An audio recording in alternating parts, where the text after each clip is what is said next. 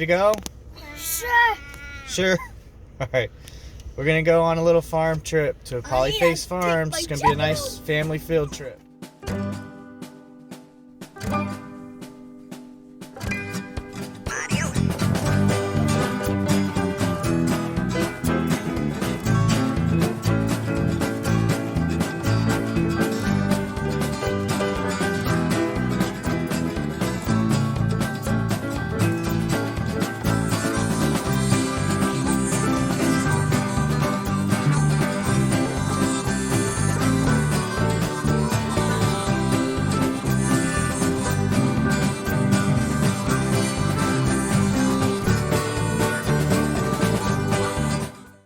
We're here.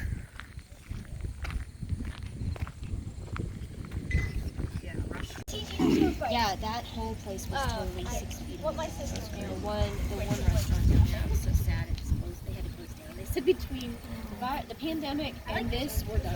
That's it. What's going on, Noah? There's a spider. There is a spider. Hey, Am. What is that? Sheep. Sheep? Are they cute? Yeah. There's a goat.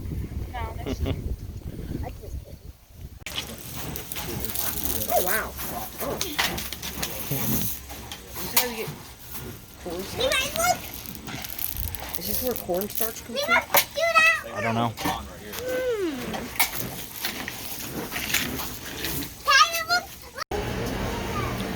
You don't need to do it.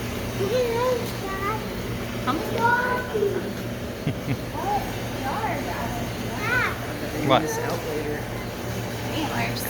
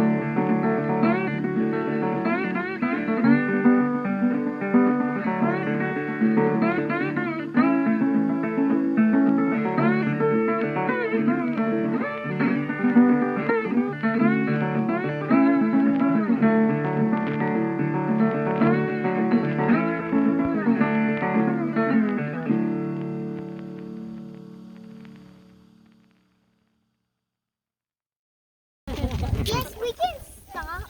You can stand up. How many people like chicken? Lots of people. You know what?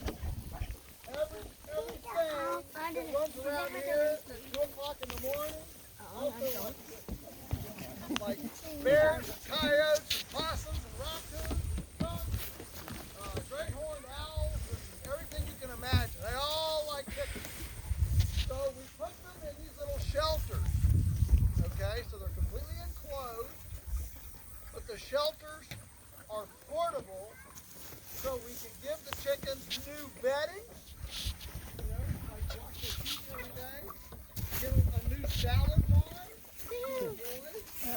So we have the protection as well as the sanitation, hygiene, and functionality of food. So to demonstrate how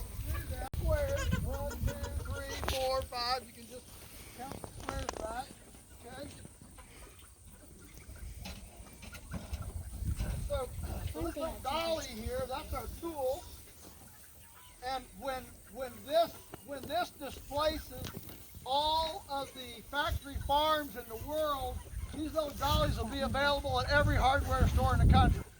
Okay? That's what we're looking for. All right. So, put this under.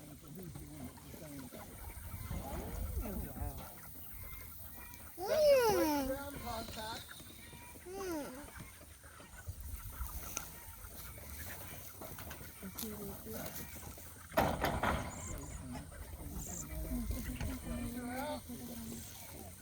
And the birds just walk.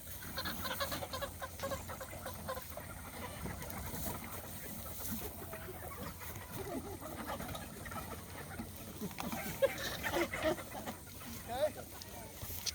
They just walk to the next spot.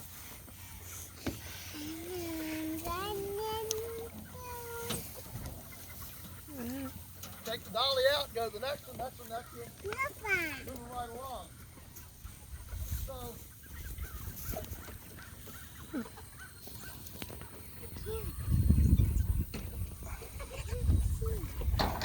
one person without starting an engine, no petroleum, no nothing, one person can move 4,500 chickens in 60 minutes. It takes 60 seconds to move one of these. So in 1 hour, one person can move 60 of these, which is 4,500 chickens. It's pretty efficient. And you have very little predation, weather, and pressure that you normally have in a free. If these birds were out in a total free-range situation, just out vulnerable, they die in every thunderstorm, everything, and pick them off at night. So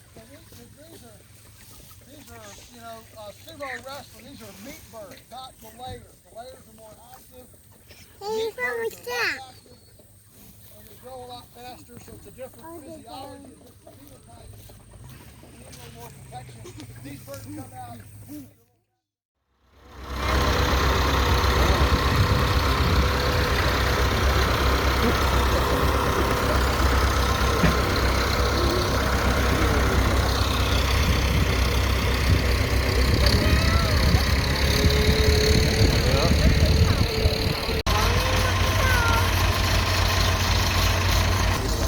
What? I am. What are we gonna do? With the cows. Cows. So today you're in for a treat. We're going to move the cows. You'll get to see the move. We move them every day. Right now, because everything is so wet, I'm moving them twice a day. In the morning and in the evening, twice a day. I'll talk more about that. Right now, I want to just go ahead and move them. She's like, no. We'll talk about it, okay? Just enjoy. Just enjoy. Look at that giant one. The mama cow. You see it? Terrible. I don't know if I see a cow though. Look at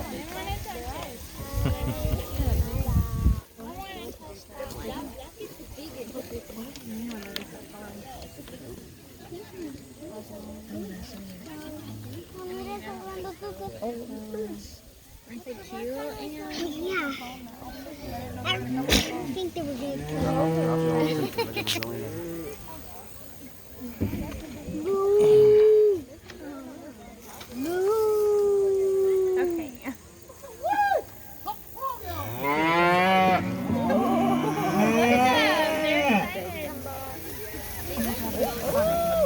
Okay. Oh my god. That's cool. Did you see it, Ann? Yeah. See, they got their new salad bar. They're all ready to go. Aw, that one. Isn't that cool? I think that one's the smallest. Oh, look at them. They're so happy. Look at that, Ann. That's pretty cool.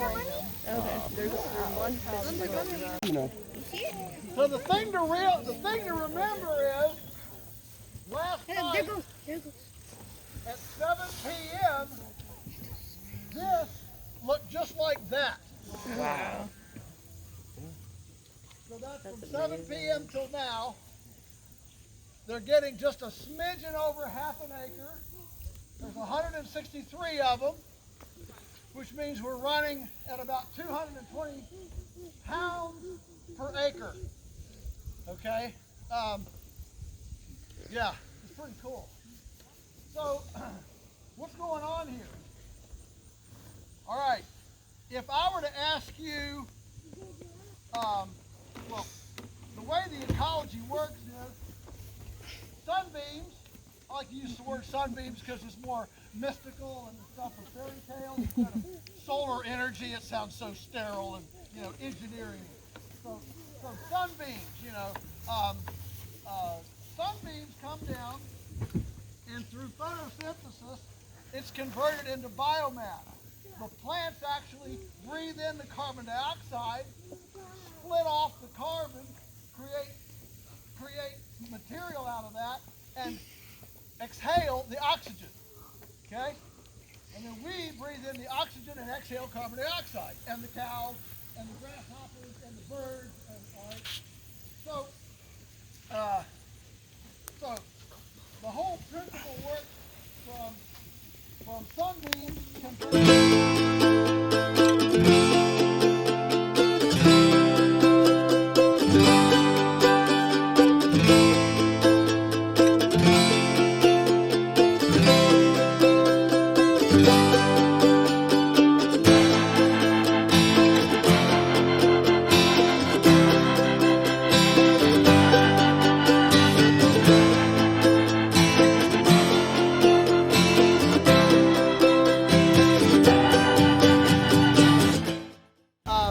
so this is one of my favorite stocks because it's the heart of the farm, what we call the carbon shed. Okay? So I mentioned we don't buy chemical fertilizer, but that doesn't mean we don't care about fertility. Okay? So how does nature build soil? It doesn't build it with 10 chemical fertilizer.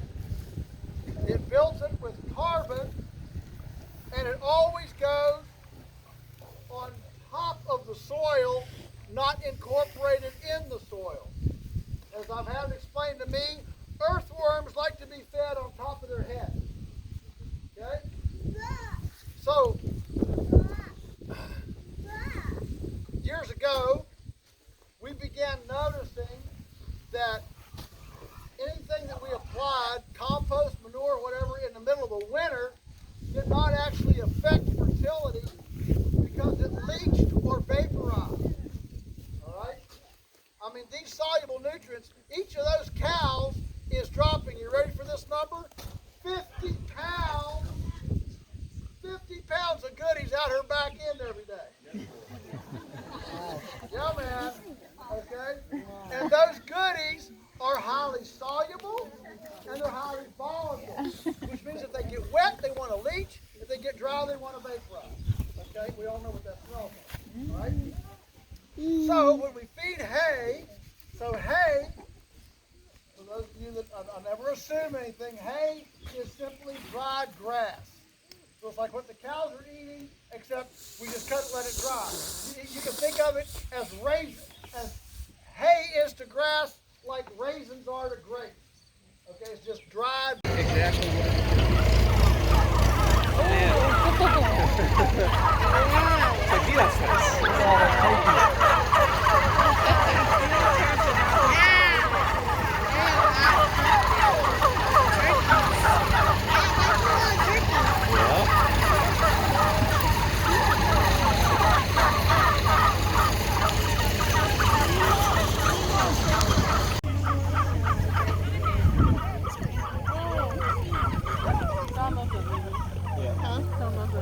Isn't it's a great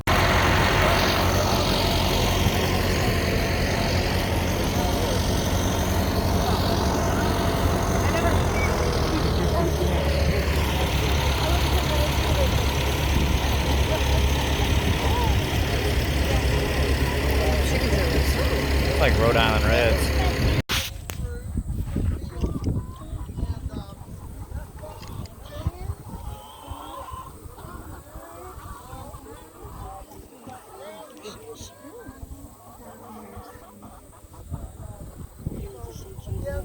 buggy in front is hooked to it. So you hook up there with the tractor, and the whole thing moves like a train, and the chickens just walk. See? Unlike the eggmobile, we don't move this very far. The eggmobile, cows, sometimes they might have to move, from one end of the farm to the other. This kind of stays in the field during the season. It doesn't have to move very far. So it's on skids. Yep,